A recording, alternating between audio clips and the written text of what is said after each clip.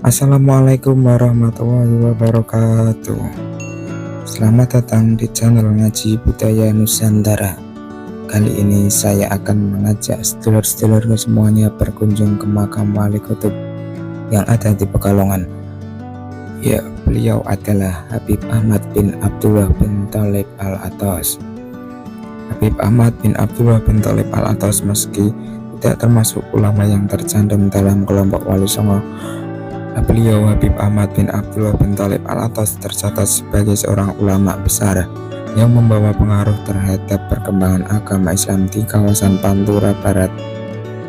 Maka dapat dipastikan setiap rombongan wisata ziarah Wali Songo, makam Habib Ahmad selalu menjadi tujuan peziarah yang akan menuju makam Sunan Gunung Jati atau menuju makam Sunan Kalijogo Demak. Habib Ahmad bin Abdullah bin Thalib Al-Athas dilahirkan di kota Hajrin, Hadramaut pada tahun 1255 Hijriah. Pada masa kecilnya beliau mendapat didikan langsung dari orang tuanya. Beliau adalah Al-Habib Abdullah bin Ahmad bin Thalib Al-Athas dan Syarifah Zainah binti Ahmad Al-Kaf dalam bidang agama. Setelah ditempa para ulama besar bahkan para kutub yang ada di Hadramaut saat itu, keinginan beliau untuk menuntut ilmu seakan tak pernah luntur dan pupus. Hasrat beliau untuk menambah ilmu sedemikian hebat, sehingga untuk itu beliau kemudian melakukan perjalanan ke kota Makkah. Beliau banyak menjumpai ulama-ulama besar yang tinggal di kota Makkah pada saat itu.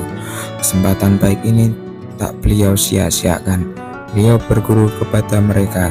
Habib Ahmad dengan giat dan tekun mengambil ilmu dari mereka, sehingga tak terasa sudah 12 tahun beliau jalani untuk menimba ilmu di sana.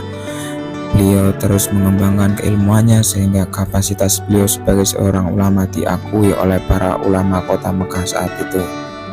Beliau kemudian dianjurkan oleh guru beliau As-Sayyid Al-Alamah Ahmad bin Zaini Dahlan untuk mulai terjun ke masyarakat, mengajarkan ilmu dan berdakwah. Mula-mula beliau berdakwah di pinggiran kota Mekah. Beliau tinggal di sana selama 7 tahun. Dalam kurun waktu itu kegiatan dakwah selalu aktif beliau lakukan di sana. Kemudian beliau berkeinginan untuk melanjutkan perjalanan dakwah beliau ke Indonesia. Beliau sampai di sini diperkirakan sekitar tahun 1295 sampai 1300 Hijriah.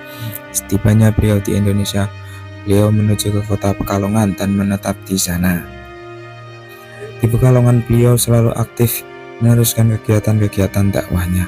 Beliau tidak ambil pusing dengan urusan-urusan duniawi. Semua fikrah beliau semata ditujukan untuk kepentingan dakwah. Waktu beliau selalu terisi dengan dakwah, ibadah, zikir kepada Allah, dan rajin membaca ayat-ayat suci Al-Quran. Selain itu, ilmu beliau selalu tampak percaya terpancar melalui akhlak beliau yang mulia. Perkataan-perkataan yang keluar dari mulut beliau selalu beliau ucapkan dengan sidik. Beliau tidak pernah terhadap siapapun jika ada hak Allah yang dilanggar di hadapan beliau, sehingga berkat beliau isul Islam wal muslimin tampak terang benderang menyinari kota Pekalongan. Di samping itu, dari jasa baik beliau membangun beberapa masjid dan madrasah salafiyah yang berjalan pada tarekat para salaf beliau yang soleh. Rumah beliau selalu penuh dengan tamu dan beliau sambut dengan ramah tamah. Inilah akhlak yang beliau yang mensuri tauladan akhlak dan perilaku datuk-datuk beliau. Habib Ahmad bin Abdullah bin Thalib Al-Athas dikenal dengan ketaatannya pada kaidah pakaian wanita muslim. Orang-orang Pekalongan tahu betul akan hal itu, dan para wanitanya tidak pernah berani berjalan di antara rumahnya dan masjid tanpa menutupi tubuhnya secara ketat. Pada suatu hari, seorang wanita asing berpakaian impor yang tampaknya tak memahami keadaan berjalan di lokasi itu tanpa menutupi kepala. Ia berpapasan dengan Habib Ahmad bin Abdullah bin Thalib Al-Athas, dan tiba-tiba sang sufi memukul wanita itu dengan tongkatnya.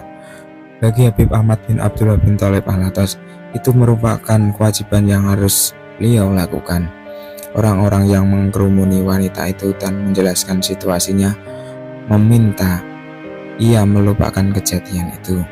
Namun wanita tersebut mengadukan hal itu ke kantor polisi yang dikepalai seorang Belanda.